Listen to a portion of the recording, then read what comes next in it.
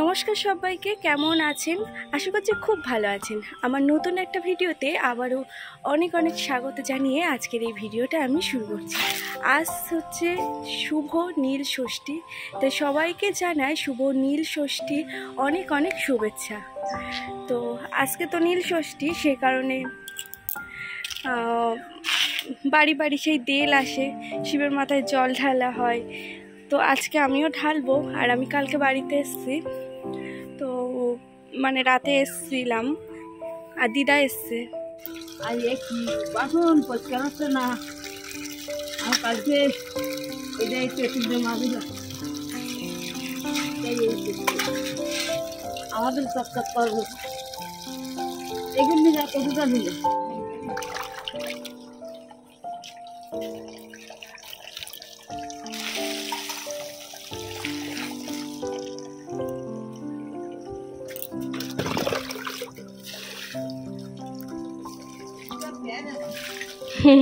টবের মধ্যে পেয়ারা গাছ হয় না, ওখানে দানা টানা পড়েছিল তাই ওরকম বেরিয়েছে, আমরা বসাইনি।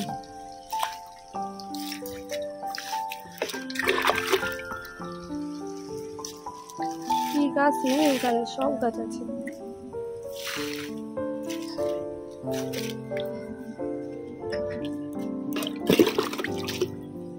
দিদা ওই সাইডটাতে বাসন মাজছে, ঠাকুরের বাসন।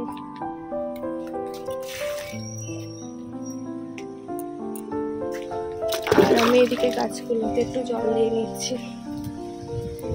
আর মা নিচে রান্না করছে, দিদা ঠাকুরের গোছানো গুলো গোছাচ্ছে, মা নিচে রান্না করছে, বোন চান করতে গিয়েছে, কারণ একটু পরেই তো আবার তেল আসবে বাড়িতে, সে কারণে।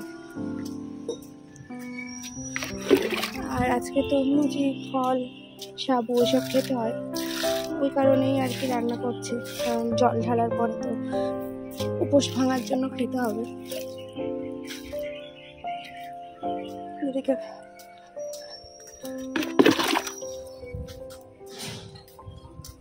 এদিকে আমার গাছগুলোও জল দেওয়া হয়ে গিয়েছে।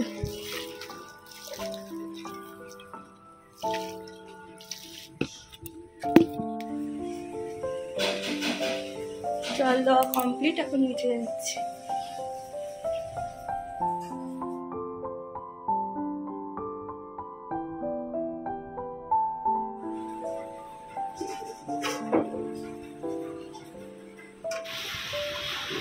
এখন এই যে 4টে লুচি বেলেছি, মোটামুটি গোল হয়েছে। আমি অত ভালো বেলতে পারি না, আগের থেকে অনেকটা বেটার। দেখতেই পাচ্ছেন যে কেমন লুচি বেলছি, একদিকে উঁচু একদিকে নিচু, এসব ঘুরিয়ে করতে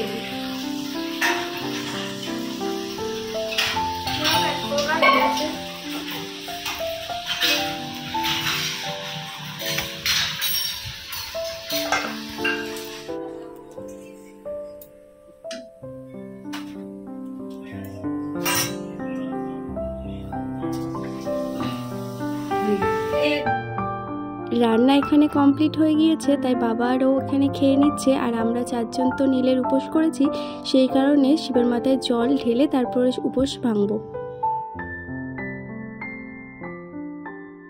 আর এখানে কিন্তু আমরা দুজনে মিলে একটু মজা করছিলাম, জাস্ট কোনোদিন এসব করিনি। আমার দিদা জোর করেছিল আর আমরা একটু মজা করছিলাম, আর ও তো কিছুতেই রাজি হচ্ছে না। তো এখানে পুরোটাই ফান।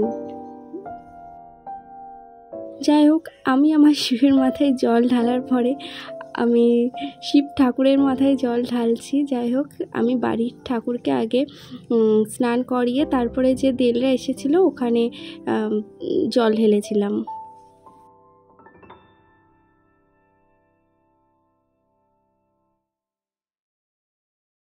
আমরা 4জনেই তাই করেছিলাম, ঘরের ঠাকুরকে আগে জল ঢেলে নিয়েছিলাম, তারপরে যখন দেলরা এসেছিল তখন আর কি শিব ঠাকুরের মাথায় আবার জল ঢেলেছিলাম।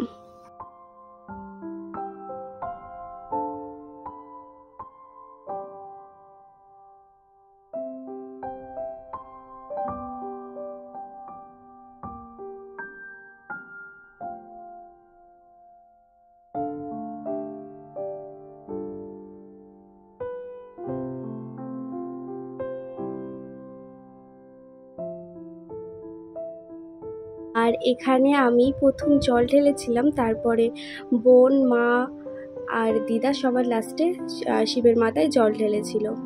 আর আমাদের এখানে 3টে দল এসেছিল, তো সবার মাথায়, সব শিব ঠাকুরের মাথায় জল ঢালা হয়নি। এই ঠাকুরটার মাথায় ঢেলে আমরা উপোস ভেঙে নিয়েছিলাম, পরে আরেকটা ঠাকুরের মাথায় ঢেলেছিলাম, যে দলটা এসেছিল সেকেন্ড। তো সেটার ক্লিপ আমার কাছে নেই, বোনের একটা ক্লিপ আছে, সেটাই তোমাদের সাথে শেয়ার করে দেব। আর পরে আরও দল এসেছিল, তখন আর কোনো ভিডিও করা হয়নি।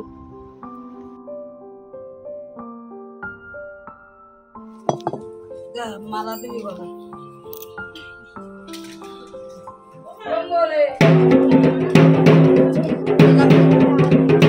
মালা দে একটা।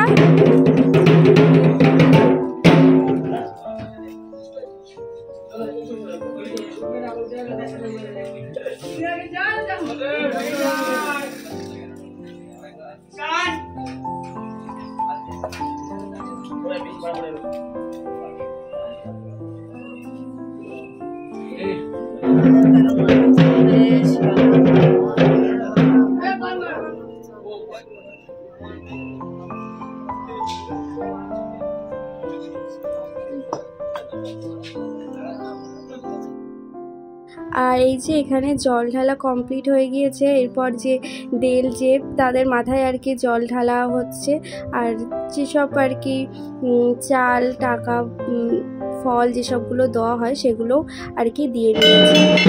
আর এই যে সেকেন্ড যে দেলটা এসেছিল সেই দলের শিব ঠাকুরটাকে জল ঢালছে, সেই ক্লিপটাই আর কি শেয়ার করলাম। তখন আমিও ঢেলেছিলাম, কিন্তু তখন ভিডিও নেওয়া হয়নি। আর দুপুরবেলা খাওয়া দাওয়া করে নিয়েছিলাম, সকালেই তো শেয়ার করলাম কি রান্না হচ্ছিল, আর এখনও কিছুটা তোমাদের সাথে শেয়ার করে দিলাম। তারপরে সন্ধ্যাবেলা একটু শাড়ি পরে নিয়েছিলাম, মন্দিরে যাব, কারণ মন্দিরে গিয়েছিলাম ওই নীলের ঘরে বাতি দিতে হয়, সেই কারণে আর কি মন্দিরে গিয়েছিলাম।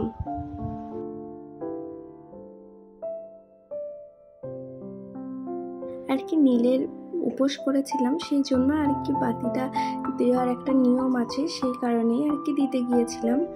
আর এখানে কিন্তু সন্ধ্যাবেলা অনেকে জলও ঢেলেছে। আমরা মন্দিরে আসিনি, আমরা ডিরেক্ট এসেছিলাম শুধু বাতি দেওয়ার জন্য, কারণ আমাদের বাড়ি বাড়ি তো আর কি দেল গিয়েছিল, সেই কারণে আর কি মন্দিরে আর যাইনি। এক এক জায়গায় এক এক রকম নিয়ম কি আমি বলতে পারবো না, তবে আমাদের এখানে যেটা হয়, চড়কের আগের দিন যে নীল ষষ্ঠী, ওই দিন সন্ধ্যাবেলায় সবাই আসে, সমস্ত দল এসে মরা কাঠ নিয়ে যায় চিতার থেকে, তারপরে রাত্রিবেলা 2-2:30টার দিকে ভাত দিতে আসে।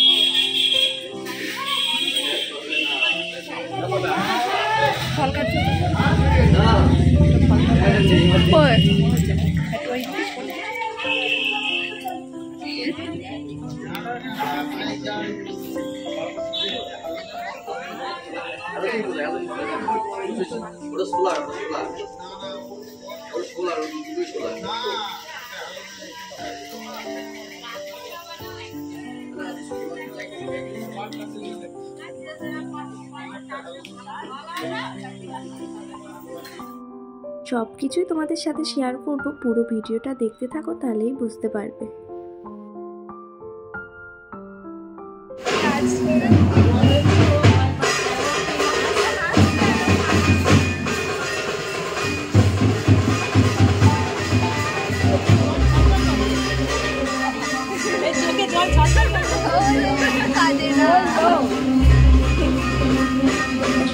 ছিলাম আর 8:30 পর্যন্ত ছিলাম, কিছু আর কি ওখানে যেসব নিয়মগুলো হয় দেখছিলাম, দেখে চলে গিয়েছিলাম।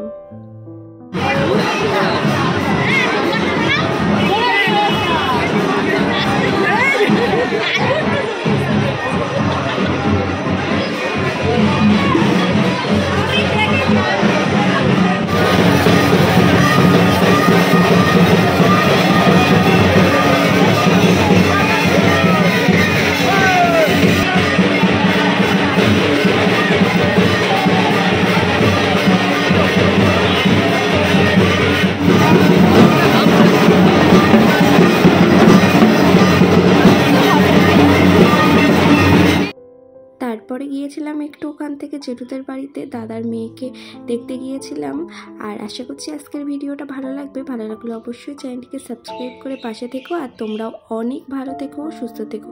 টাটা সবাইকে, দেখা হচ্ছে নতুন একটা সুন্দর ব্লগের সাথে। আজকের মতো এই পর্যন্ত।